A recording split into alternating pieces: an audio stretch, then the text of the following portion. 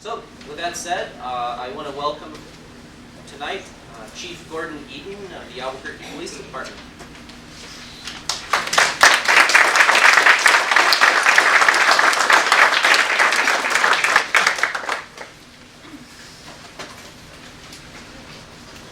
Good evening, everyone. First of all, I want to apologize. My throat is not cooperating at all. It hasn't been for about 5 weeks. My wife calls it a blessing. The people that I work with, they're very grateful, but for me, it's really annoying. I wanted to share with you a couple of things that I think are really, really important about the CPCs. Chief Huntsman is in the back, and about April of 2014, the United States Department of Justice came out with its findings letter against the city of Albuquerque and the Albuquerque Police Department. Shortly thereafter, we began crafting what is known as the settlement agreement, or we call it the CASA. And within the CASA, there's several key components. And one of the key components of our CASA, and you don't see it in many of the ones before us, you see them now in the ones after us, are community involvement. In speaking with the Department of Justice as we were crafting the settlement agreement, one of the things that they stressed is the importance of community involvement as it pertains to how policing looks, how it works, how it interacts with the community. So written into the settlement agreement, which is a court enforceable document, is you. Them. They're called the community policing councils. So in doing research on cities that have been under settlement agreements and those that were under settlement agreements or court orders, consent decrees, some of the failures was a result of community not being actually written into the legal document. So in our conversations with people from the United States Department of Justice, in particular, there was a lady that we worked with a lot. Her name was Cynthia Taylor. And I think some of you, that if you're around in 2014, have had an opportunity to meet Cynthia. So we met with Cynthia Taylor on many different occasions about what should these CPCs look like. And as we continued through the settlement agreement and the negotiations of the settlement agreement, it became clear to all of us is for sustained community involvement and sustained change within a law enforcement organization, if you do not have the community engagement, you will fail. And several of the departments that were in consent decrees or settlement agreements and didn't have the added value of community involvement have backslid. And you can go through in different newspapers and you can find these police departments. There's many of them that are out there.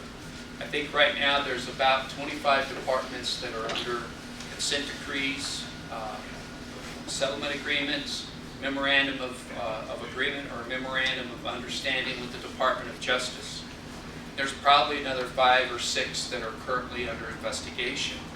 So one of the things that we did that was also very important, and you really need to hear this because we need to stop the rumors. The life of the CPCs is dependent upon you, not the department, not the federal courts. It's dependent upon you. It doesn't drop off. If 18 months down the road or 2 years down the road, the judge says the Albuquerque Police Department is compliant with all components of the settlement agreement, the CPCs live on. And the way we made them live on is we worked with council, and it's now written into city ordinance. And I don't know if any of you were aware of that, but that's how serious we were about making sure that the community stayed engaged in law enforcement and what they want their police department to look like. So I don't know if Bob had an opportunity to share that with you when he was here a couple of weeks ago to speak to you, but I felt it was very important for you to hear how important the community is. The community is a reflection of what you want your police department to look like. And that's very, very important. So that's actually written not only into the court enforceable settlement agreement, it's also in the city ordinance. How people become involved in the CPCs is actually written into city ordinance. The city doesn't dictate it. In other words, it's not the mayor's office, it's not the chief of police, it's you.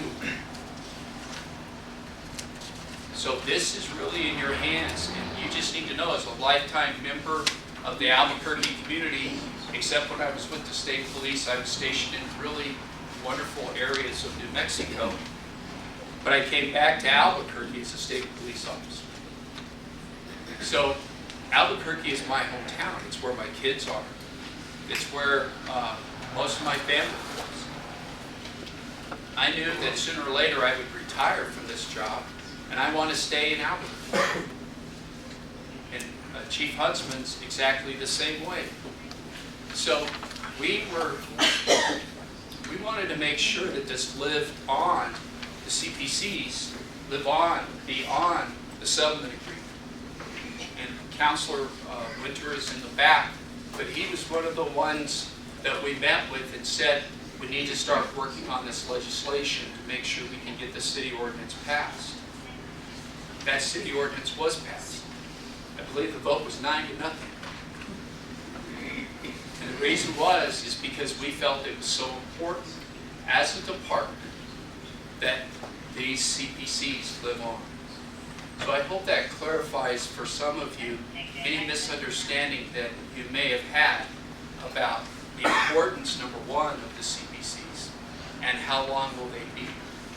They will be here as long as the community remains engaged. I have no say-so, and I do not want any say-so in who is on the CPCs. That should be the community that makes those decisions, not me. Those key components are written into the ordinance on how those selections are made. It's you that makes those selections. It's you who apply to be on this. So if you want to make changes, you have the opportunity as long as you don't deviate from what's written into the ordinance. But one of the things in talking to Cynthia Taylor, she said you'll find out that as they evolve, and the ones that are successful, they will probably start meeting once a week. And as they mature, they'll go to twice a month. And as they mature, they'll go to once a month. And a lot of that has to do on what they decide, not what the city should decide. So you have so much discretion on those types of things. It is written into the settlement agreement. I believe it says that you shall meet at least once a quarter. And you've exceeded that, right? Once every 6 months. Once every 6 months. Twice a year. But if you still want to meet every week, that's up to you. And you don't have to do what the other CPCs do. They're supposed to be independent.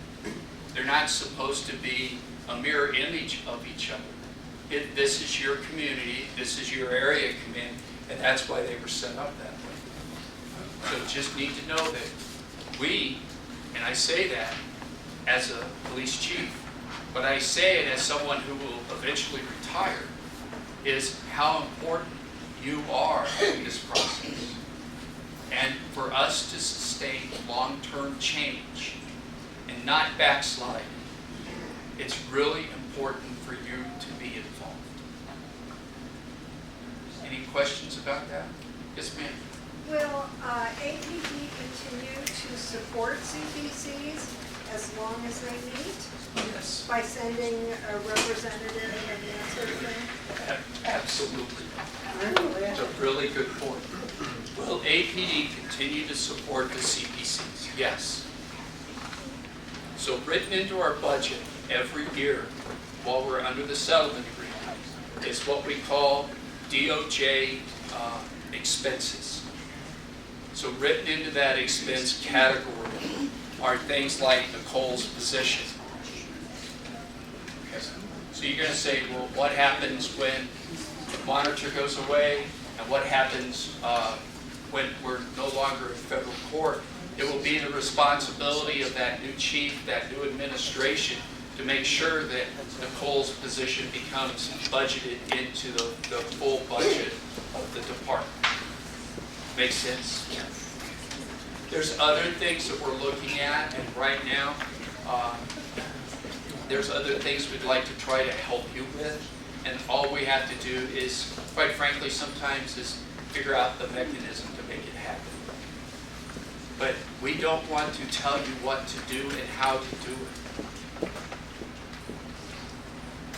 Thank you. Okay, we don't. And I just say this. When Chief Huntsman and I were sitting there with Justice, and we were talking about long-term systemic change, we said this has to live beyond us.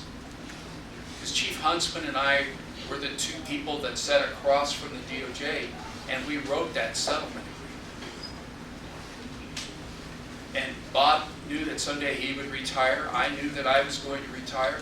But we knew that we had to write things in there that would sustain the department, sustain the community. And for us, there was some things that were very important, but I want you to know that the CPCs were very important to us because we'd seen success in other cities. And we don't want to be, and you can fill in the blank. You know, Pittsburgh is in, they're out, they're in, they're out. New Orleans is in, they're out. And you start to see what made them go in and out, and you have to listen to this. Community did not stay engaged. New mayor, new chief. And so for us, it became really important for us to see those things included, and they were included. Yes? Chief Eaton, I'm asking you this question because you use the term sustained community engagement.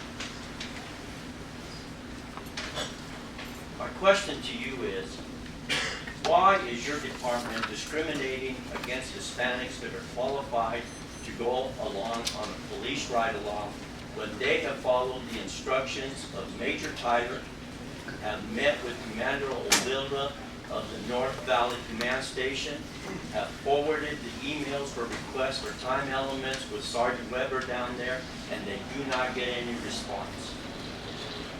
All avenues with all of your rank has been followed, and why are Hispanics being denied the ride-along when they do hold the certification of having attended the police academy, which was one of the certifications that was necessary in order to sit on the CPC boards? So, why is that happening, Chief? Well, thank you for bringing that up.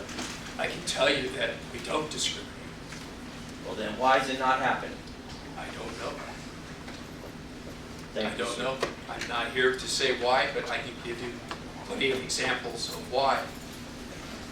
And I don't want to cast dispersions upon any. But we have a requirement that whoever's sitting in that police car side by side with us cannot be a convicted felon. They cannot have certain crimes of conviction. We've had this happen before. People that have gone to our Citizens Police Academy, graduated from the Citizens Police Academy, and they want to go on a ride-along. So when we do the background check to find out, there comes back some type of a record that would not allow us to have them in the front seat of the car with us. Over the air, we transmit information that is sensitive and is confidential. We have access to various government databases from our laptop computers. All that information is protected under federal privacy laws. So we have to be very, very cautious on who those people are that are riding along with us. So I don't know if I answered your question. I would be more than glad to sit down with Nicole and Selena and find out some more. You said you've reached out. I will do that myself. Well, let me clarify to your answer. Yes, sir. I've done ride-alongs. I go back to ride-alongs with Chief Baca. Now that this inset of your CPCs have become involved in the process, the voice of the Hispanic is being subdued. Well, I appreciate your comments, but I can tell you, this is the very first I've heard about it. Okay, so we're going to go to the paper plate, so whoever's... So can I go ahead and I'll try and update you on some things that are happening at the police department that I think are really important. So last year, we had a very good year when it came to recruiting. And I'd like just to share with you some of the information. Back in 2013, the department only graduated 17 cadets in training. In 2014, we modified the way we recruit. And in 2014, we went to a brand new process on how we recruit. Our primary recruiting tool right now is the way people look for jobs today, and that's on the internet. So we partnered with an Albuquerque firm called Real-Time Solutions. And Real-Time Solutions is an Albuquerque-grown, Albuquerque-based internet web provider who the owner happens to be our new president of the Hispano Chamber of Commerce.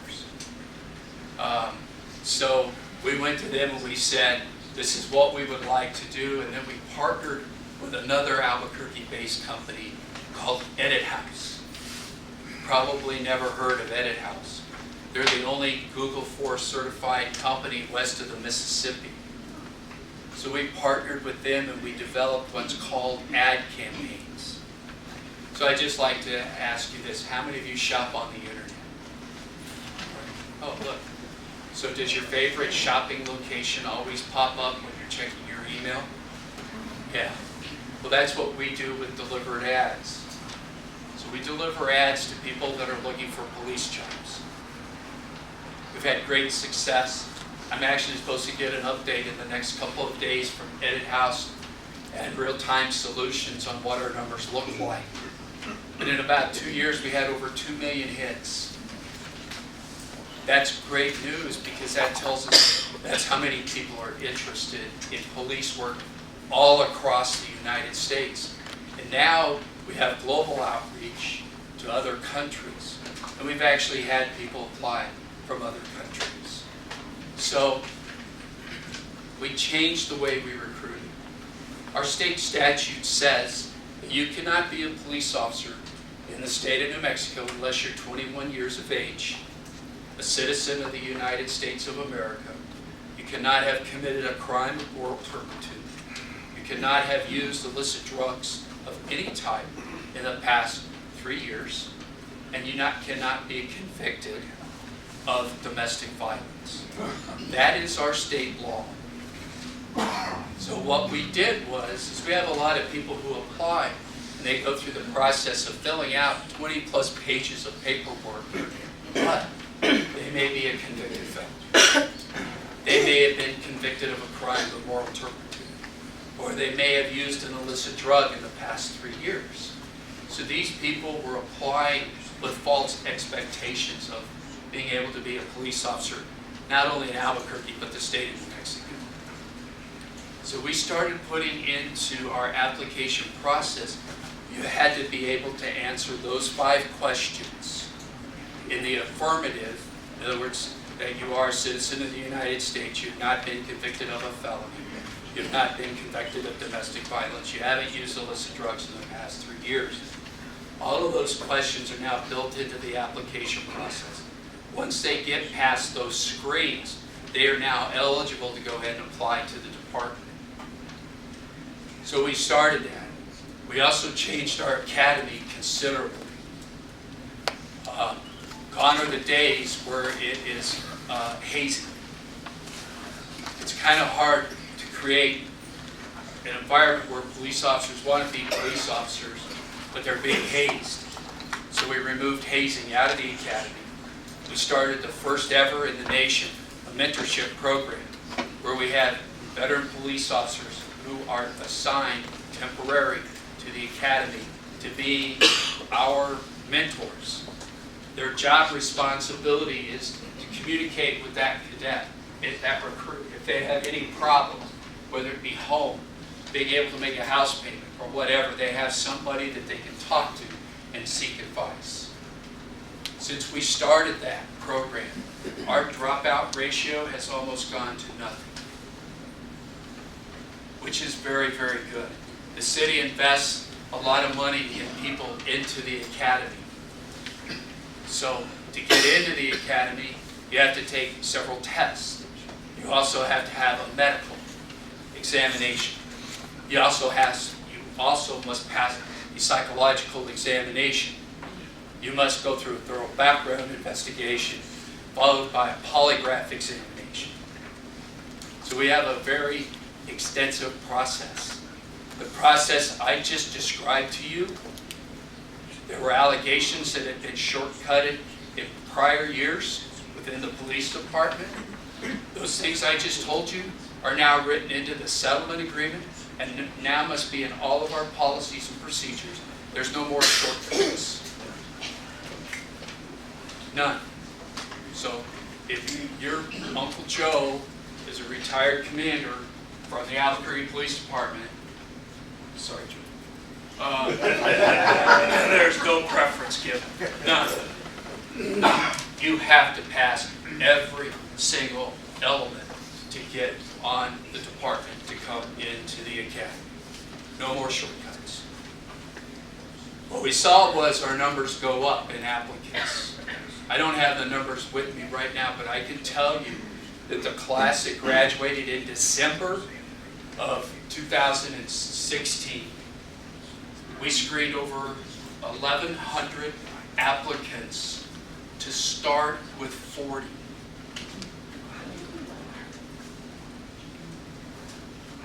So let me share with you why they're failing. They cannot read or write. They cannot pass a basic reading, writing test. They cannot pass the 3 years, even though they've attested to the fact that they haven't used illicit drugs in the last 3 years. When we go to polygraph or we go to background, we find out that just before they took the polygraph, they took a little bit of something to take the edge off. I'm serious. These are true life stories. So last year, we saw a record number of graduates from the academy. So 2015, we had 33. 2016, we had 93. That was an increase of just over 400%. So when people come to me and they say, people don't want to be police officers anymore, I was talking to so-and-so and they weren't able to get on your department.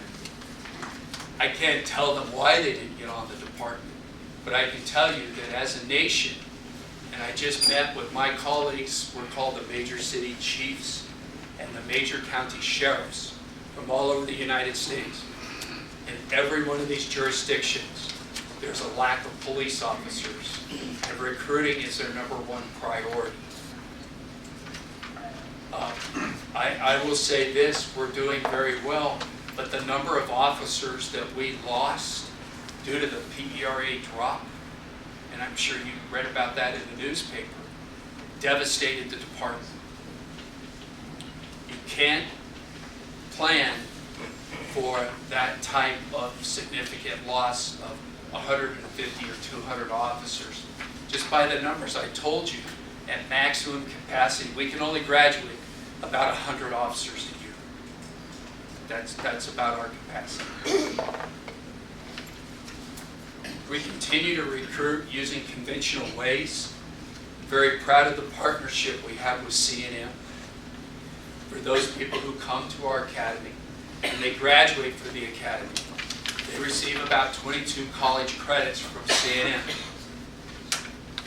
After they've completed the academy and they go through the field training officer program, Our field training officer program is also accredited through CNN.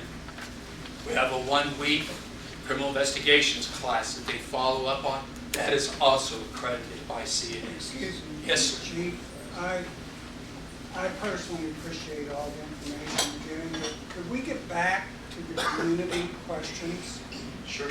I don't know, I can't stay here all night, but I would really like to get, I'm number 3.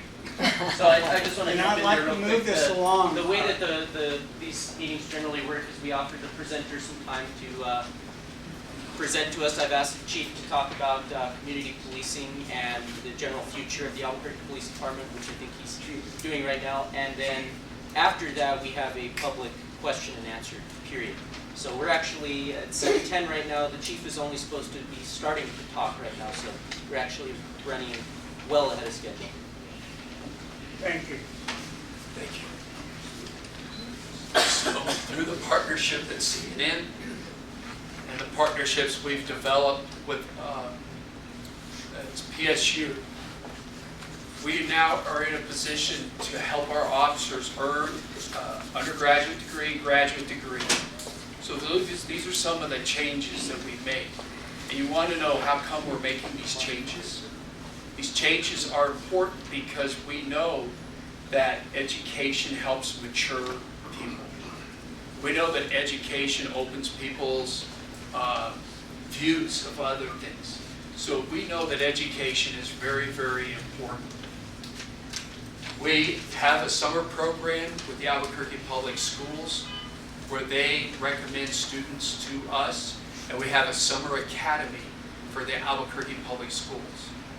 Just recently, through the help of City Council, we took some of our police service aid positions and converted them to part-time positions so they can continue to go to school at CNN and not lose their lottery scholarship.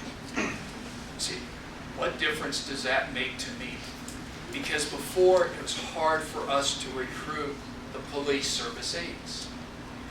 I just want you to think about career path. So at 18 years of age, you can come to work for the Albuquerque Police Department as a police service aide. Stay in that program for 3 years, earn a degree, and then apply for the academy. It's a great pool. It keeps our kids here. It keeps those kids that have earned those lottery scholarships here. So not only do we have a career path now through PSAs and into APD, we now have a career path into our crime lab. And so these are the relationships that we're developing.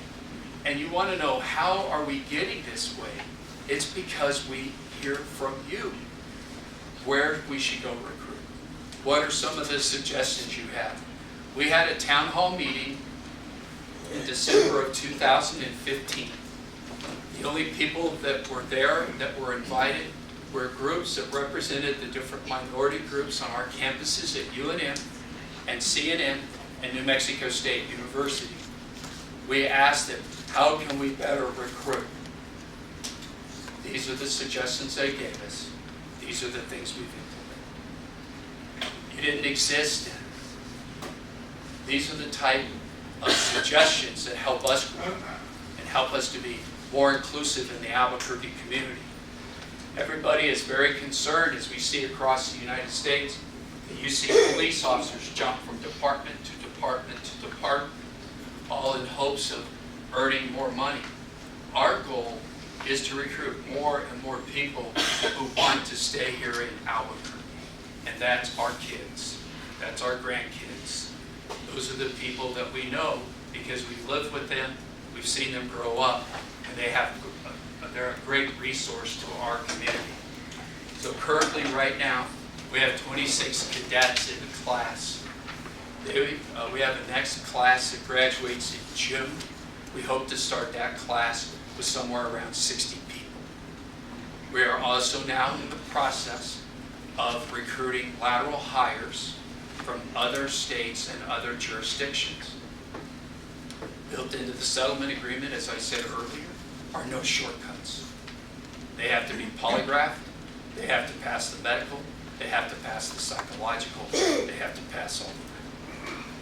So those are some of the things that we're doing. We'll always want to know how are we doing right now as far as our number of officers. We're now tracking them by how many people either resign or retire.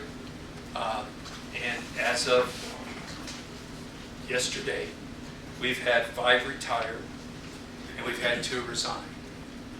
So since January 1st up until yesterday, we had 5 retire and 2 resign. Our staffing number right now is at 837. That is 837 sworn officers. That does not include what we call other sworn personnel. What we have are part-time rehires, and that does not include our officers that are assigned to Metro Court or to the aviation unit of the Albuquerque Police Department. We already had, and again, something that this city does that nobody else does. So once you've completed the hiring process, you're offered a job immediately. So we already have 8 people that are working for the city of Albuquerque as pre-hires that will start the academy class in June. That way, they start earning benefit. They get the full benefit of the city, which includes health care and all those other things that are very important to people. So those are some of the things that we're doing. Since we've changed our PSA program, we used to have a graduating class anywhere between 6 to maybe 8. We graduated 16 in August because we still give them the opportunity to use their lottery scholarship. Some of the other things that we've done that are outside of the settlement agreement is we created what's called the Office of Policy Analysis within the department. It goes way beyond the scope of the settlement agreement. It's something that we have set up to allow a higher level of review of all of our policies and procedures. And one of the people that works with us on that is a retired United States federal judge. He spent about 30 years on the federal bench. He has handled police misconduct cases, and he understands the importance of constitutional policing and can actually help us develop better policies and procedures. So those are some of the things that we have done. We have moved into what we call PAC, which is part of what you are part of. We consider you to be part of our PAC. That is our police and community together. And those are our teams of officers that are headed by a lieutenant. And we hope to be able to get this into all the area commands. A lieutenant, 2 sergeant, and at least 2 squads of officers. Their jobs are committed to this. This every year under contract. Officers bid for new jobs within the department. They bid for new area commands, and they bid for new shifts. When we went to go visit other police departments and found out what we believe is sound information, that part of their problem with community engagement was, how can an officer be engaged in their community if every year they're moving? And then if every year your sergeants are moving, or every year your lieutenants are moving. So we created the PACs. And the commitment from the officers that are assigned to the PACs is that they will remain active in that PAC for at least 3 years or be promoted out. 2 years or be promoted out. So that is another way for us to sustain the PACs. Shortly after we announced our PAC units, we did receive phone calls from a couple of other departments asking us, why did we do that? And we said for the sustainability of the officers that have contact with our businesses, our community leaders, our leaders within the area commands, and the people that live within the area commands. Is so Joe Berg has dedicated that he will stay in this area command. So that's their commitment to me, and we're very, very pleased. And the last thing that I wanted to cover, you've probably heard a lot about it. It's been covered in the media. Today's Tuesday. So last week, City Council approved the Albuquerque Police Department to start a pilot project. They called them PSA2s. These are not officers, they will be civilians. We are looking for people who are retired and are interested in starting maybe a second career. We're also looking for other people who would be interested in these positions. But they are going to be our responders to property crimes. So if there's a property crime in progress call, the uniformed officers will respond, make sure the scene is secure, and these specialists will then come in and process the crime scene. Their job, and it's written into their job description, is to stay in contact with the victims, keep the victims updated as far as information. As you know, and Simon did this the other night, they had a large recovery, significant recovery of jewelry, paintings, artifacts, what else? Lights, cameras, everything. And so when we made that announcement, you said that we were having to make appointments because there were so many people. I think 700 people came through the Northeast substation. There's about $100,000 worth of property, and we got about, I think, 30 people who got the property back. And some of that property wasn't valuable, but it was stuff that was dear to them. That made the difference to the detectives. So it's part of our, it's a pilot project, and we met again today, working on finalizing the job description so we can get the positions posted. We also look at it as a career opportunity for our current PSAs, but we're also looking at it for career opportunity for some other people who work in city government if they'd be interested in taking on these responsibilities. Last, we began a process, I think now, Bob, help me out, that's maybe 8 months old, 9 months old, our Tuesday crime briefings. Yeah, just almost a year that we've been doing. We have the DA's office heavily involved in that. They come to everyone, helping us to work with our repeat offenders, which is the biggest problem that our community has, is the repeat offender getting out of jail and then re-victimizing you. They're very interested, very helpful, and we're making great progress with Raul and his Deputy District Attorney Chuck Gorden. It's a great relationship. So, I don't know if everybody can hear, but on Tuesdays now, at 1 o'clock, we have crime briefings, and we bring together every single area commander, every commander over a specialty unit, and our impact sergeants from each of the area commands. And we do a presentation on all 6 area commands. What we started to find out in our very first meeting is that Foothills had an arrest warrant for somebody on a residential burglary and a commercial burglary. At the same time, our Northwest Area Command had warrants for the same person. So we were able to bring those cases together, and then those detectives would work together to get the person arrested. So we've been doing this now. We do it every Tuesday. It works very well. Mr. Torres, we invited him, and I want you to know that Mr. Torres and/or his chief deputy and/or 4 to 5 of his assistant DAs are each and every one of those meetings. So they know on Tuesday who we're looking for, who those case agents, detectives are that are working those cases. They understand the charges, and we're able to provide them with the background of how many cases are pending and are open. So one of the things you hear us say in some of our press conferences is, we've arrested this person 7 times in 2016.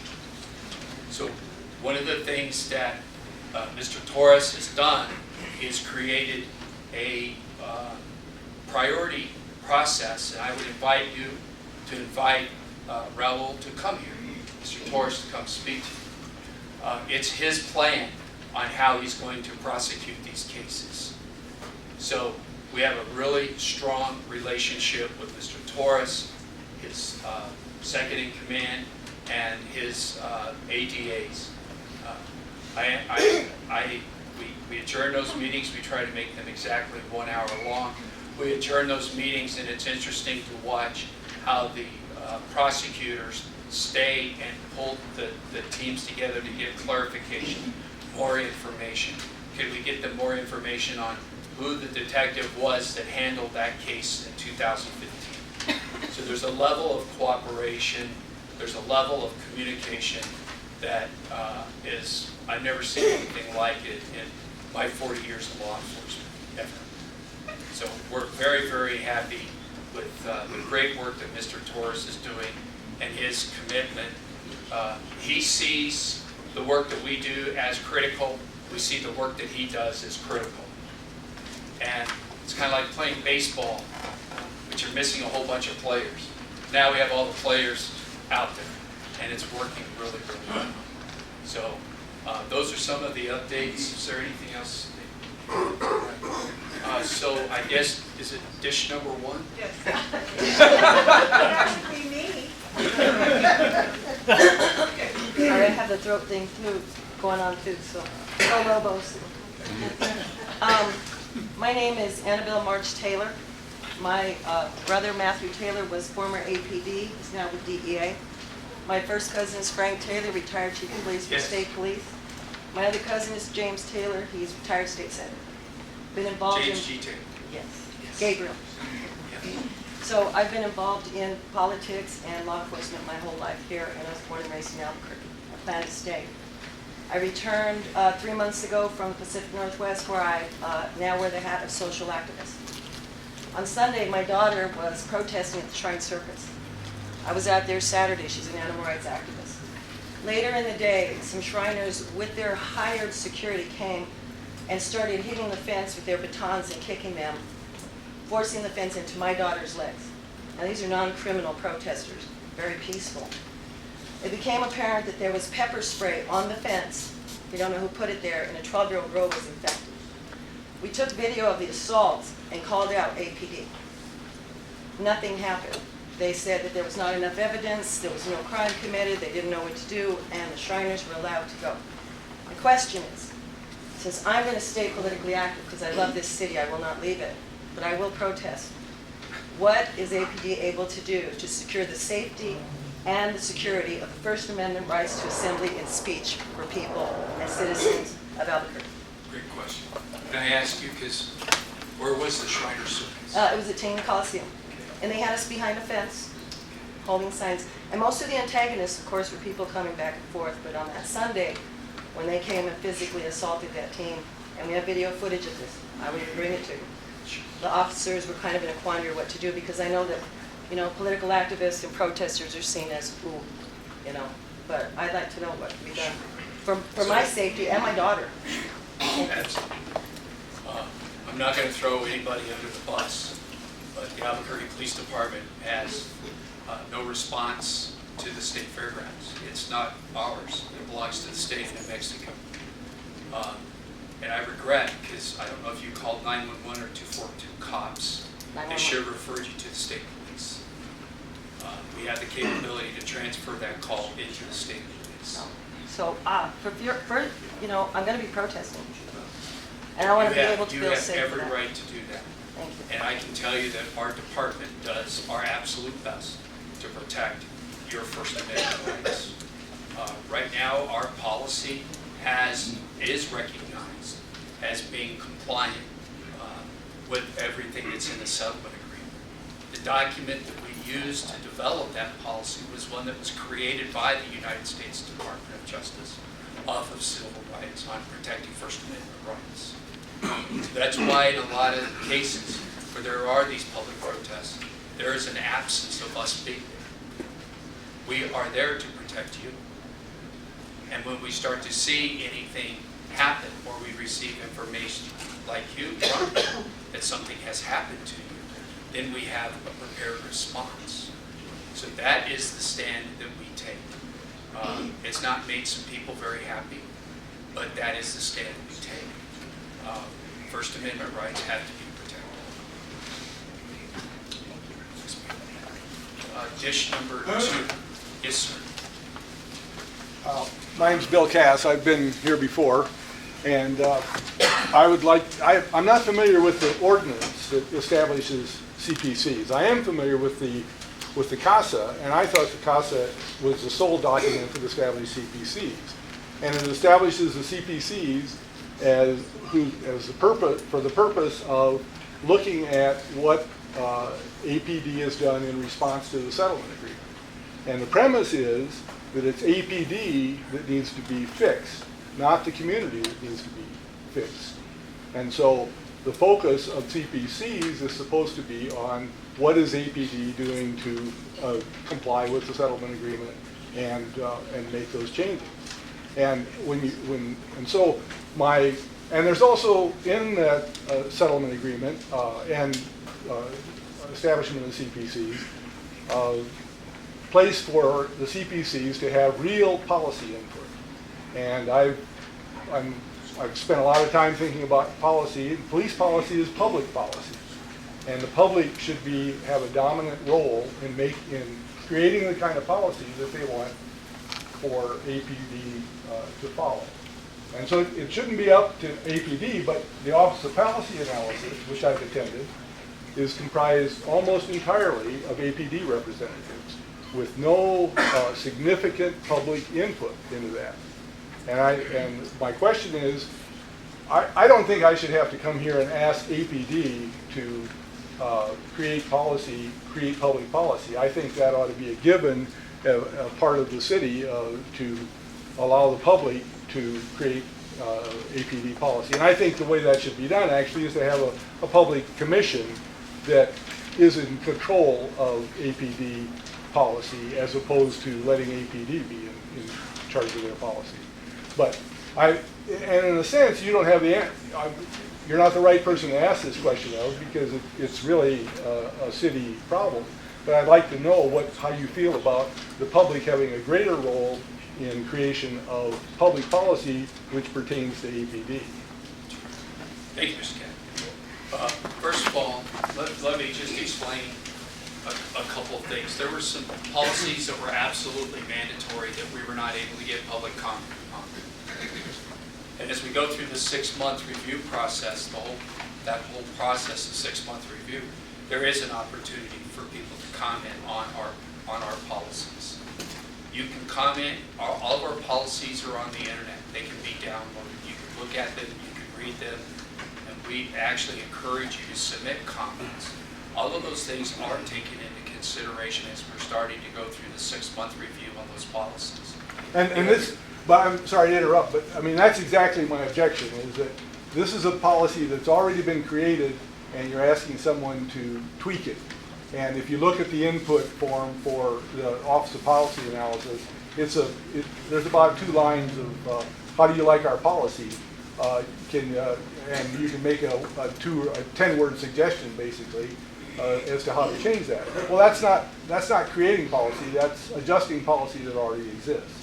And that's the flaw that I'm objecting to. And I get back to the fact that under the settlement agreement, these policies were to be developed unilaterally between the Department of Justice, the City of Albuquerque, and the monitor. And as I stated, the time frame on that was very, very tight. And you are correct, there was not an opportunity for public input. There is now that opportunity for public input as we go through the 6-month review on all those policies that were implemented that are required in the settlement agreement. Dish 3. Thank you. First of all, I'd like to apologize to you, Chief, for interrupting you. This is my first community policing council meeting in the Northeast area, and I wasn't aware of the protocol that I am now. My name is John Ingram. I guess it's a policy here to say who we are. Stand up. I built my house in Noreste in '91, one of the last available lots there, and went on to become one of their first Noreste Neighborhood Association presidents. And we had some issues with community policing that a few that we're having now received. But what we're seeing now is a tremendous increase in volume of crime in Noreste, as I'm sure all of you are witnessing across the Northeast. We went to the point at one time of hiring the Chiefs Overtime Officers Association patrol in Noreste, and that really put a lid on the criminal element. I don't know why the Neighborhood Association dropped that later. I suspect it was because we lost dues-paying members. But on February the 4th, at 3:30 in the morning, we had our first shooting in Noreste. And it was at a residence on Oakland. We have video cams where 5 youths were seen driving east on Oakland.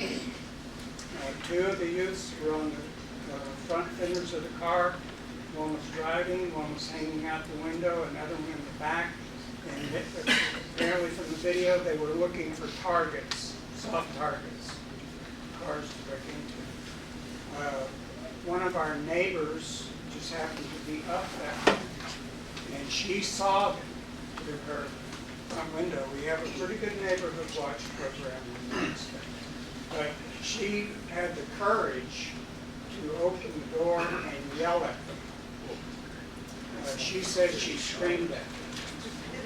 Well, one of the youths fired off a weapon 4 times, and it woke everybody up. And that was quickly reported. Within about 20 minutes, we had officers on the scene. Now, thanks to some of our neighborhood cameras and watchers, we think we have an automobile description. We think we have a license plate. We think we have information about the weapon that was fired off, stolen from someone else further up in the neighborhood.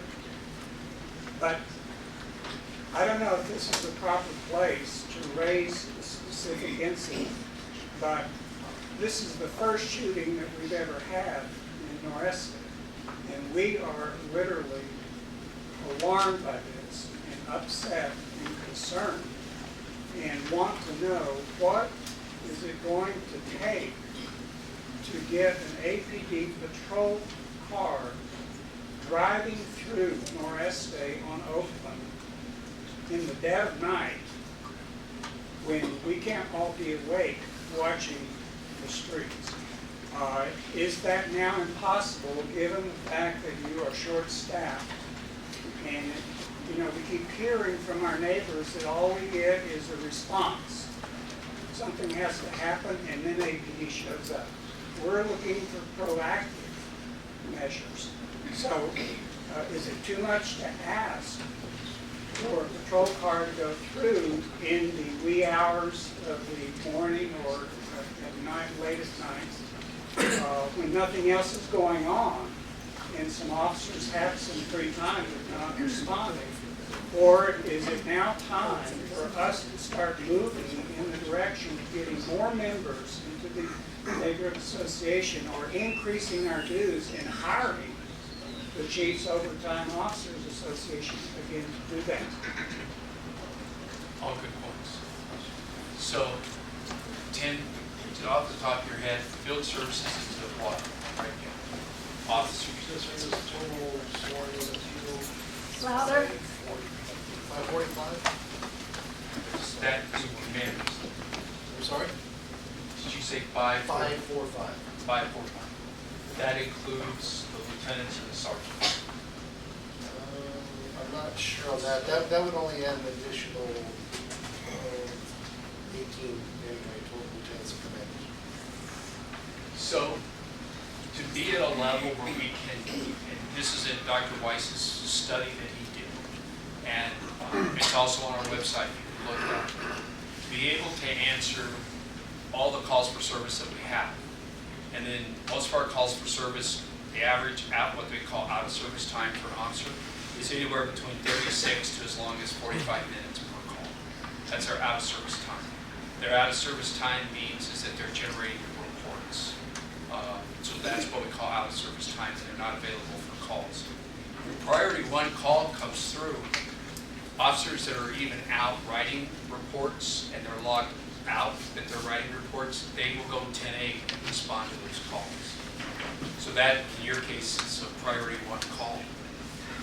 Quite frankly, the Alex Weiss staff study that was done says we need 1,000 officers. And so with the numbers I gave you, we're about 150 short. And those are the types of numbers we need to be able to do more random patrol, more selective patrol, more different types of patrol enforcement. One of the examples I can give you is that probably in 2010, there was probably 30 officers that were assigned to the traffic division. We're at 9. And right now, our resources are spread very thin. I know that somebody, go ahead. Just one follow-up question. The weapon that the person fired off 4 times, one bullet went into the woman and her husband's home. The bullet hole is still there. The bullet lodged in a mattress on their second-story bedroom where their granddaughter was going to stay that night and sleep over with them. She decided that she would not. So we averted something dreadful at that point. Officers have been out to, I guess, initiate an investigation. They have not retrieved the bullet yet. We don't know why. We asked today, the woman who was involved in this came down and spoke with one of our neighborhood watch people, and she said the officers told her there was some kind of red tape having to do with digging a bullet out of a mattress, and they haven't done that. They did collect shell casings on the street, but is it appropriate for me to ask you at this point if you know or can you share with us any information about the stage of that investigation? Is it ongoing? Is it open? Is it moving? You know, I can actually answer that question. So, in case you talk about it, we actually talked earlier this week. last Tuesday. So, the issue in this case, it has actually been assigned to one of our impact technicians, probably the most qualified one I have. He's currently working the case, so that is being done. Actually, and for those people who have lived in that neighborhood, you should have seen a huge increase in police presence. In fact, my sergeant, Bo, we spent an hour there yesterday just patrolling your neighborhood. We did 2 field briefings yesterday. The day before that, we did 2 field briefings. So we're trying to get in the area. I'm going to try to remind everybody it's the last meeting. More information, the better. So email me. This is Sharon Press back here. She's our crime analyst, our crime prevention person. Email her. The more information we get, the more pieces we put together and catch bad guys. Property crime has gone up and they're getting more violent. That's when we need your help. That's why we're glad to see you here. I don't want to take up the chief's time, I want to take up your time. But on the 22nd and 23rd of this month, we're doing a seminar for property crimes and how to protect yourselves. Come see us after this, come see Sharon, and we'll square you away on that. And please take the time to arm yourself with information. The best thing you can do is become aware of what's going on in your neighborhood, what you can do, what you can do to help us, and how to feed us information so we can catch these clowns that are causing you guys problems, okay? So, glad you're energized. Keep energized. Keep sending me emails. I appreciate the ones you already sent me. But come talk to us afterwards and square you away on that information as far as how we can help you guys get information and protect yourselves better. Sorry, Chief, didn't mean to interrupt. Commander, we wrote that up on the board, the sessions that take place next week. Right there it is. Right there. Jared beat me to it. Thank you, It's ma'am. right here. It'll be here at this facility. Maybe not this room, but this facility. But please see us and sign up and come and answer questions. We can square you away and we'll help you protect yourself. There's a lot of stuff we can do. Sharon comes out, she can actually sit down and do an assessment on your house and basically educate you how to make yourself a harder target. And I'm sorry guys, I'm turning this into a property crimes issue, but there's a lot of stuff you need to look at. I always say crime's kind of like cockroaches. Throw a light on, and what happens to cockroaches? They run away. Crime's the same way. We need to look at your lighting, we look at your fences, look at your shrubberies, we have to look at your house. There's a lot of stuff we can do to make you safer. So go to these two things, talk to me and Sharon afterwards, and we'll help you square you guys away. Sorry, Chief, didn't interrupt. Well, I think, you know, it's a very important point. It's one that we've been trying to say now for the last 8 months. And that's why the city hired a retired UNM professor to look at what was happening in Albuquerque. And that report is also on our website. But for some reason, the courts feel that property crime offenders are not a danger to the community. And they are. Just ask a husband who lost his wife. We lost an employee. She was our crossing guard. She worked for us. Lost his daughter. They were property crime offenders. But they had a pattern of violent property crimes. I don't understand why they got out of jail here. I don't understand how they got out of jail in Sandoval County. I don't understand why they got out of jail in Gorden County. These are things that, sadly, we don't have a lot of control over. But our jail population is down almost by 2/3. And you got to ask yourself, where are these people? We identified 14 people Dr. Winograd did in his study. And his study was done as a result of all the information that we were able to provide him, plus the information that he got from MDC, the jail. And he identified 14 property crime offenders. If we could add those 14 property crime offenders, if we could add them in jail, our auto thefts would drop by more than 50%. And I am telling you firsthand knowledge. Just weeks ago, a suspicious vehicle in our neighborhood. Took a picture of the license plate, had the plate ran, it came back stolen. I told my neighbors what was going on. I had to leave. I was waiting for a unit to get there. One of my neighbors called me and says, by the way, they walked this direction. They actually walked through Norris Estates. They went to the Smith's gas station, we later found out, to get gas for the car that was stolen. They were apprehended at Dion's, just right over here. They were from Las Vegas, New Mexico. They came to Albuquerque to steal cars. They came to Albuquerque to break into cars. Well, they were diverted in Santa Fe.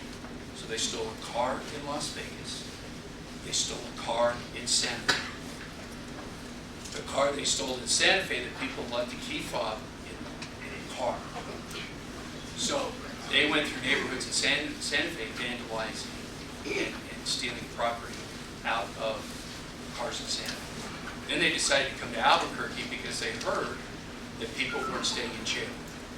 So Simon was there. What, 7 cars stolen? Yes. These are 2 people. And probably about 14 different burglaries throughout the city. You might have seen that they stole some of these cameras. They took selfies with it. The guy from Las Vegas. We were able to get that camera and the keys back to that. But here's the thing: the wave of destruction they caused, a lot of property were piggybacked because they didn't have serial numbers, we didn't know where they were. Yeah, they definitely were on a rampage, and they came to Albuquerque to terrorize this neighborhood. Go back home. Well, you guys recovered how many? Motorcycles? So because of this one female, we went down to Valley Area Command and recovered 4. They're still on vehicles, a motorcycle, and possibly more. That's just I'm number 5. Where's number 4? I'm not right here. Okay. number 4. Number 4, I'm going to be brief, Chief. It's St. Valentine's Day. I was supposed to take my wife out, but I decided to come over here. She wants to watch the Lobo games at 8 o'clock, so we're going to move this along. I want to thank all the law enforcement agents, you guys, for showing up. You know, we appreciate your work, and I know it's a difficult job at DOJ, looking down every orifice that you have. The thing I want to say is, you know, we're paying taxpayers, all of you are taxpayers. I would assume we're paying for the DOJ to come in here for 8 years, maybe 9 years. So it's all on us, like the chief said, because it's not getting done for free. We're paying the chief's salary. We're paying the guy that's telling the chief how to police his salary too. We're not paying your guy's salary. We appreciate you volunteering, okay? I'm a member of the HERE Association, which is the Heritage East. Now I'm on the board. And if you want to, you can hire a security outfit, True Security. That's what we've been doing, okay? It doesn't always be a deterrent because these guys, there's more of them than you can pay for. It's not working for you. Yeah, so you can try that because the police aren't going to be able to respond to everything. In True Security, they have a little bit more leeway. And the lady left.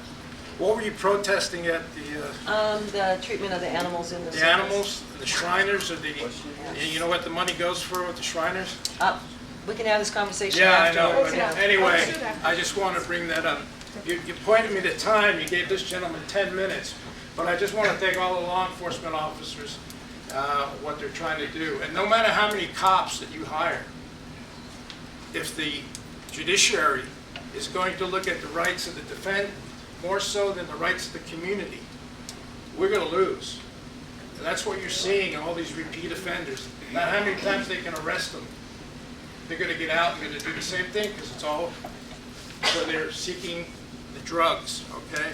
Drugs is what's motivating. If we don't stop the drugs, either pay for a situation where we can put them in a jail and get them detoxed, but we got to fight the ACLU. And the other thing with the jails, the jail is still under a consent decree, is it not? So we're paying somebody to make sure that. Excuse me, sir. Anyway, just to let you know that we're behind you 100%, all you guys. Do you have a question? Huh? Did you have a question? Yeah, I did have a question. You guys are doing a good job. Thank you. Number 5? Hi, my name is Terry Storch. Thank you for being here. I would say you are doing a good job. And I appreciate hearing what you're doing well at this meeting, but we wouldn't be here as a CPC if there wasn't a history with APD of doing some things kind of unfortunate and needing the attention of the Justice Department. And so I agree with speaker number 2, Mr. Cass, that there should be a little bit more community input on those policies and so forth. But also to address what the gentleman behind me who's advertising his private business had to say about how much taxpayer money is being spent. This morning in the Albuquerque Journal there was an article that about $63 million of taxpayer money has been spent out during the Berry administration on police civil rights violations cases. And in a very telling fashion, I think City Attorney Rob Perry indicated that because of the consent decree, he expects that those settlement numbers will go down because, and the closest thing I've heard to sort of an admission that there was wrongdoing, that police behavior will and police practices will in fact improve. And he also specified that through the use of camera lapels, that will improve as well. So I think that that's very telling. One of the latest reports by Monitor Ginger said that APD is still failing to create a culture of accountability. And the way I see it, that failure to create a culture of accountability can be kind of the foundation of a lot of problems that APD is trying to address in that regard and trying to solve. So my question is very specifically is with the new people that you're training to come up through APD, as well as your current officers, what specifically are you doing to train to sort of eliminate that what's been called a culture of non-accountability, and how are you doing that? What we do through a variety of different mechanisms that are actually written out into our policies and procedures. It requires our sergeants to review so many videotapes from each and every one of the officers. We've also established a new system. It's our early intervention system. Sometimes they're called early warning systems, but they're called an early intervention system. Prior prior to the Department of Justice findings, the Albuquerque Police Department had stovepiped information that was developed actually back in the 70s by a programmer. I think he was out of San Diego National Labs. So this information was going into these different stovepipes. The problem was the stovepipes didn't talk to each other. So we tried to create bridges between the stovepipes and the people. So we went to a third-party vendor, and we bought their software program off the shelf. So now we have records of all the officers' activities, everything from the types of calls that they go to, what complaints are being filed, what the sergeants are finding when they review videotapes. We've also built in accountability in the training academy through our mentorship program. I'd just like to remind you that probably about 16 months ago, we had one of our cadets who was on a ride-along program, went to one of the mentors and said, I just think I saw 2 officers use excessive force. That officer, who was still in the training academy, reported that to his mentor. I don't know what had happened before I got here. I have no idea. But the mentor now has a duty to report. The mentor reported that to us. We immediately notified the Department of Justice. We asked for a third-party police agency to come in and investigate it. The state police did. Charges were ultimately filed against those officers and they were fired. So that's the type of culture that we are attempting to create. What's interesting in talking to my colleagues who are out of settlement agreements, that some of these were in for 10, 12, 14 years, that the officers that are going through the training now, and even the officers that have been on the department for 10 years, don't know anything about a settlement agreement. They just know this is the way it is. So that culture of change does take time. And so what we've tried to do is we've tried to increase the number of sergeants that we have. Just, you two would know. We promoted 25 sergeants, what, 2 weeks ago? 3 weeks ago? Yeah. It's probably the largest number of sergeants that's ever graduated from the department. Why? Because the more supervisors we have out in the field, the more people there are that can interact with those officers and interact with the community. I believe the settlement agreement says we have to have an 8-to-1 ratio. Our goal, internal goal, is to get to about to a 5-to-1 ratio. But I can't get to the 5-to-1 ratio until I get more cadets through the training programs. Number 6. I do have a question, but I'll make a comment. I guess I lead a sheltered life. I've never been harassed by the police. Stopped for speeding, duly noted, but you know, I'd give you a peremptory challenge just to take some of these punks out and have them disappear. I mean, that's how hard I am on it. But and that's a court system. I realize we have to work through it, but I'm just not sympathetic to druggies or anything else. I'm sad that you're taking people that have 3 years that they haven't used a drug. I mean, they ought to have a sign that I'm a former doper on their uniform. I have no use for them. But my question is, why can't we, if we have problems, I'm in Desert Ridge Trails, like, majority of our mailboxes has been open, broken into. I don't see the federal government, I know that's not yours, but I don't see, if DOJ's here, let's get busy, guy, we're paying you $3.5 million, then why can't we put speed bumps throughout our community? I mean, every 100 meters or something, 75 meters. Slow these people down that are running through our area at night. We can get lights. I've seen these portable lights that you all have. Put them up. Better yet, in our community, at our next meeting, I'm going to recommend that we buy some and cameras. That won't prevent it, but it may help identify them. But I mean, something has to be done, and you're stretched thin. You'll always be stretched thin. You can't stop all this stuff. We have to take action. And that, I think some of it has to come as where we can get some authority back to us if we catch them. Where we can take them somewhere. I mean, to court. I'm talking legal, not out in action. Legal, I would do that if I were in charge, believe me. But I mean, where can we do to get speed bumps? to get whatever the city has, cameras, you know, that we can spot them, you know.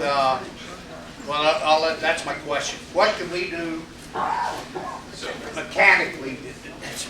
So let me just say that there is a way to get speed bumps, and if you contact the city, D&D, its Division of Municipal Development, inside of that work unit, they've got traffic engineers, and those are the ones that go out and they do the traffic studies. It doesn't take very long, and then they make recommendations on speed bumps. Okay, would the CPC help if they made a recommendation, given our thing that? First of all, they know how to get a hold of us. No, I So mean we through can help right- Department of Transportation. We're happy to work with anyone on just about anything, but I will tell you that our mission is really to address two things. One, the relationship between the community and APD. That's what we're here for, to improve that relationship, to make sure that people trust APD and that APD trusts the community that they operate in. And we are also here to affect the crime problem in a broader sense. So, you know, we've had numerous meetings here where we've brought in people from Healthcare for the Homeless, the Mental Health Outreach Committee, all kinds of different substance abuse treatment, things like that. This is a really deep problem, and I think we all need to admit that. I apparently live in a much more violent world than most people here. I hear gunshots in my neighborhood almost every night. It doesn't bother me. Okay, that's just the way it is. So I think that what we all need to come together here on is that we're all affected by this. We all support the police in general. The guy on the street, I think we can all agree, is doing a pretty darn good job, as best as they can. But we as a community need to come together and demand that our city councilors, that our mayor, that our state address not only the judicial side of this, but address the treatment side of this. Why are people turning to drugs? Why are people in these cycles of addiction that they cannot break? Why are they in and out of jail and not being placed in jobs and housing, places where they can effectively become performing members of society? If we only protect our own neighborhoods, if we only protect our own backyards, at some point in here, we are all screwed. Because there's more of them than there are of us at some point if we don't come together and actually affect this problem in a meaningful way from the root. You don't cut the weed off at the surface, it grows right back. If you pull it from the ground, it goes away. I hear you, but that broad brush, So I think approach we're means more than nothing willing will be to done. work with you, but this is, your neighborhood association, your city councilor, your district coalition. We have District 7 coalition president right here. Those are great avenues to go to look at for speed bumps, for that kinds of thing, and we're certainly willing to help you. There's power in numbers, Eric, and getting a letter from the coalition, a letter from the CPCs that these things have been brought up, there's power in numbers. So we're running out of time here, guys. Sorry. It needs to be moved through the traffic engineering. But Work we're going to move through on your to the next. neighborhood association and everybody else come together and move it through the Department of Traffic Engineering for the lights and the speed bumps. So we only have a couple of numbers left. We're over time here, but because we handed a few more numbers out, we'll go ahead and work through the next few. We're going to work up to number 10, and then that's where we're going to adjourn. who's next? Number 7? Number 7 is it? Thank you for being here, Chief. My name is Michael Pridham. I'm the president of District 4 Coalition of Neighborhood Associations. So Heritage East and Noreste are both in they both attend regular meetings. We meet here down in the room right below here tomorrow at 6:30. The first time that we met was at the Bernalillo County Opioid Accountability Initiative conference. So I know how committed you are to treatment of addictions. One of the recommendations that the Behavioral Health Collaborative created was to establish triage centers for stabilization of non-medical, non-criminal crisis situations. New Mexico in Focus just had discussed the issue last week with Katrina Hochram, who came to the meeting, which is a medication-assisted treatment center. She said that the triage centers has not been built because they don't really have the programs to treat them afterwards. would you be in favor of creating a private-public partnership with a series of clinics throughout the city that use peer-to-peer community engagement teams to treat addiction? And if so, can I get a letter from you? Absolutely. Why don't you do this? Call me, and we'll sit down and we'll talk. I've got a meeting with Gary Oakwood on Yeah, Gary just Friday. left. Yeah. So Absolutely. I'm going to tell you just straight off, if we could deal with the addiction problem, your cars would not be stolen. If we could deal with the addiction problem, we probably would have much fewer homicides. If we could deal with the addiction issues, they wouldn't be breaking into your homes. As a community, we have to do something. And you know how I feel about this. When somebody calls us, we respond. But there are cases where we shouldn't respond. And the problem is we don't have the network where somebody else can go. So we need that element so desperately in our community. So absolutely. to follow up on an earlier remark, would you ever be in favor of endorsing tattooing druggie on someone's forehead? What do you say? Honestly, it's not funny. What do you say to that? Well, I'll give you a great example because it works. In cities throughout the United States, to get kids out of gangs, they have a tattoo removal program. So I don't want to have to be in the business of removing tattoos. Because people can recover. And we've seen people recover. One thing that New Mexico, or Albuquerque especially, is rich in is mixed martial arts and world-class mixed martial artists who know how to fight. And I think it would be great to establish programs with bullies to kind of prevent bullying situations in schools, mentorships with those mixed martial arts students as well. Thank you for being here, Chief. My name is Ann Cass, and I'm here hoping that you will join the chiefs of police of Los Angeles, New York City, Newark, Denver, Philadelphia, Seattle, and others in saying that Albuquerque police will not be supporting Donald Trump's immigration politics. Let's get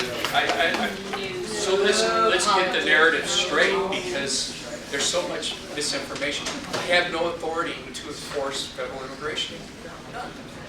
None. We don't. This police department has never, ever enforced federal immigration laws. So there's this large false narrative. Chief Beck is a friend of mine from Los Angeles. We don't enforce immigration laws. We never have, never will. We don't have the authority to enforce immigration laws. It's that simple. You were number 8. Number 9. Number 9. Number 9. Thank you, Chief. I really, first of all, I want to thank you and Chief Huntsman, he left it, for acknowledging that you sat down with the DOJ and helped draft the CASA settlement agreement. I think that's a really important public statement for APD to say, because I think that it signifies that you own the CASA. And then I think at the beginning of your speech, or your discussion, you described about the sustainability of it, and that some communities have stuttered, and that was largely a change in administration and things like that.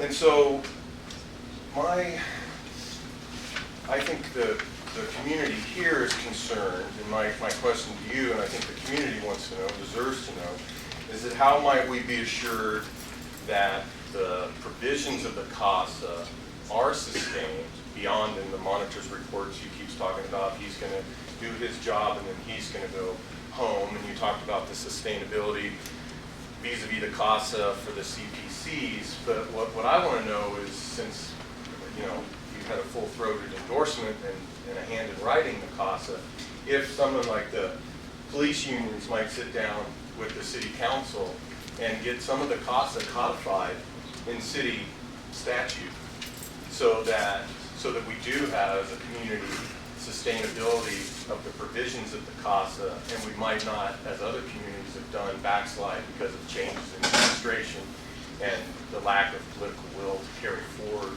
the important changes that the CASA brings with constitutional policing. So that's my question: is do you think that the police union would be willing to sit down with the legislative branch of the city government and help pass some of the provisions of the CASA into city statute? I'll be very frank, I don't know. I don't. Would you encourage it? Oh, I absolutely would encourage it.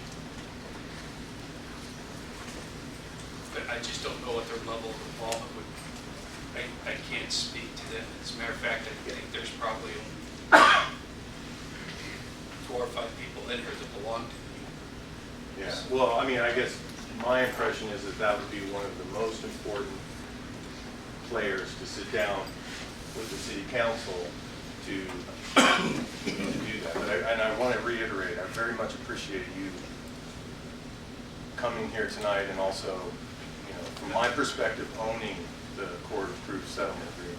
So for us, and I'm sorry, you're number 9. Yes, I am. I promise number 10 I'll get to you. I promise. The way to keep the train on the tracks is you. And Bob and I, despite media reports, we were not friends. I did not hire my best friend. I hired someone who had institutional knowledge of the Albuquerque Police Department. I was an outsider.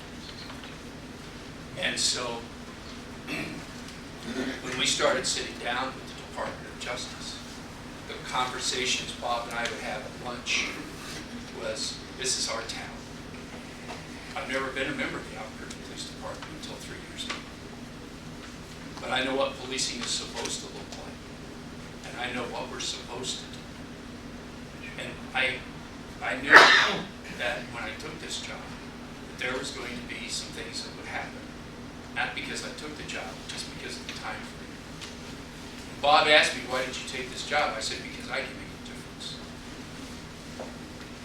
And the first place we made a difference was when we sat down and drafted the elements of the settlement agreement. Now, and I mean this, is that administration can change, council can change, but who doesn't change is you. And when I say you, it's each and every one of you that's in there. And if we cannot be tolerant of each other's opinions, then we have to ask ourselves, why can't I be tolerant of your opinion? If I can't be tolerant of your suggestion, at least take it into consideration. How did we get that way? And when I look at what's happened to the city of Albuquerque, is that this is my home, this is where I grew up. We talked about it, and you guys are not going to get a lecture. I grew up in the South Valley of Albuquerque. I had a good education from the Albuquerque public school system.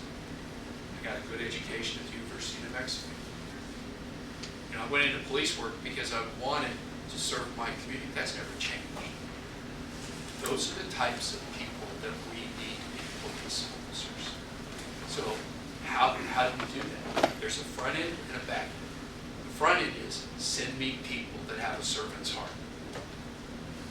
If you don't have a servant's heart, you have no business being in this country. None. If you think your job, and I'll use a phrase that's been used sometimes by other people, is to kick ass and take names, then you don't deserve to wear this uniform. That's why we changed, as a result of the CPC, the side of our cars don't say in step with the community, they say serve and protect. And we protect and serve. And those two things have to go hand in hand. So I need your help, helping me find people who have that servant's heart. Let us make them part of this police department so they're part of the community. And if we're able to keep that attitude that way, then we all will. So we've restructured our field training officer program. So our FTO program is our field training officer program, which is their on-the-job training. We've restructured it. We made it longer. We made it deeper evaluations. academy classes graduate, we asked them point blank, after they've been out on the FTO program, where did we fail? What happened? We completely adjusted our FTO program based on what our new police officers told us, what was wrong with the FTO program and what they struggled with the most. So we changed it. So we are listening. We're listening to you, we're listening to our cadets, we're listening to our sergeants, we're listening. But don't let your voice become silent. I need you to tell us, help me find good police officers. We have no age restriction. And I say that because there's so many people that think that you have to be 35 years of age to be able to pump 250 pounds. It's not true. Remember I told you we changed our academy? We changed our academy so the beginning of it is fitness and conditioning. So we've had people go through the academy that are 55 and 57 years old. What was good about them? They had a servant's heart. Dan Webster killed him. I didn't know Dan that well. Dan served our military and did it well. That guy had a servant's heart. He knew almost every one of those homeless people's name that he served on Central. He knew them. Why? Because he cared. I was talking to Michelle one night when he was still in ICU, and she said to me, I never knew when he was going to get home because he'd see somebody that needed help on the side of the road and he'd stop. Those are the kinds of cops we want. And when I say we, it's just not me. Those are the kind of cops you want. So help us. And I mean it sincerely. Is the way we grow our numbers and we get our department, because we'll as calls for service increase, we need to go above that 1,000 mark. We may end up with 1,200 police officers in 2 or 3 years, but we need to grow the department, and we need to grow it from people that are Tim. I'm Larry King, and I don't mind trying to get any political things in here, but President Trump has been saying that violent crime is going up. CBS News came out, they went through the FBI report, and they show violent crime is going down. I thought that was sort of strange. I too went to the FBI reports. Not only is violent crime going down, all crimes, the curve is basically going down. How in the world can the FBI be saying things going down? I think most people in this room tonight, and I think from what I'm hearing from you all, crime is going up, not down. Can you explain to us what's happening? Sure. So, fundamentally, the reporting process that the FBI uses is flawed. It's called UCR, Uniform Crime Reporting. So in New Mexico, domestic violence cases are reported differently because of the UCR definition. The FBI, I met actually 2 weeks ago with Director Comey. I met with him again last week. The nation is going to be switching to a new standardized reporting program, so we are going to get more numbers about crime. So no more of the 7 categories. It's going to be expanded, which is going to be good. And as it expands, and you need to understand this from a research standpoint, crime will go up. But I can tell you, last week, when I was meeting with the major city chiefs and the major county sheriff, crime is up across the nation. Homicide is at record numbers. We started tracking a number independent of the FBI, and it's the number of people who are shot but don't die. And you ask yourself, why is that an important number to know? Because that way we have a better understanding of gun violence. That number is not today even being captured by the FBI, but we are now catching it internally. So the numbers that you hear out of Chicago, New York, and Boston, those numbers are pretty much reflective of what's happening nationwide, whether it's Orlando, Florida, or Los Angeles, California. The numbers are going up. We have an issue in our correctional system that can be fixed, and there are solutions to it being fixed. So instead of somebody sitting in prison for 20 years and not knowing anything, our prisons should be teaching people life skills. Those life skills include anger management, how to balance your checkbook, we should have built into every one of our prisons across this nation is an opportunity for them to gain a skill or earn a degree. So when they come out of prison and they're brought back into the community, they're not shoved into the community. There's some really good programs out there. And I say this because I had an opportunity to stay in Angola prison for 3 days. I would encourage you to Google Angola prison. And I think it was either Diane Sawyer or Barbara Walters did why did the most violent prison in the United States become the most hospitable? And to their credit, they did great things in Angola. And when I was visiting with the warden there, he told me, he says, I've had people come here from all over the United States.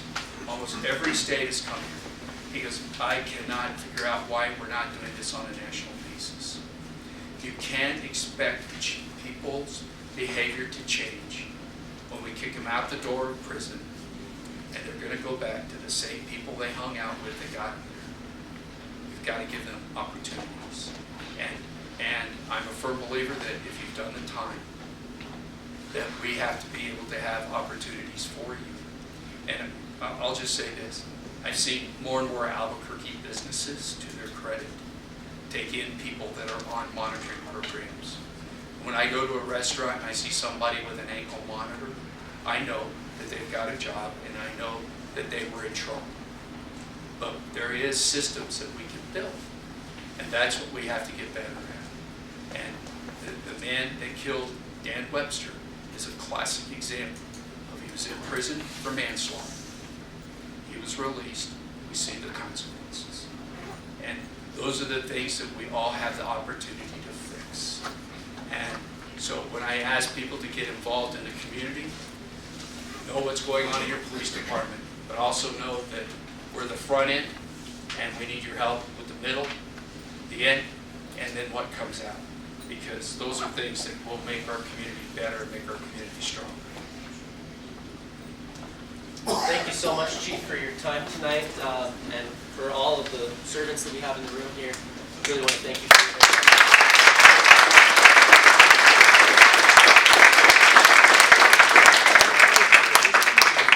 I also want to encourage everyone to check out the resources we have on the whiteboard over here. We do have some property crime seminars coming up. Sharon Kress, the crime prevention specialist, can be a great resource. And there's also a number of resources up there in APD. Please stay involved. I think the Chief's message is so valid. Stay involved, regardless of where you are in the spectrum. Get involved, stay involved, and help us hold our politicians accountable. Thank you.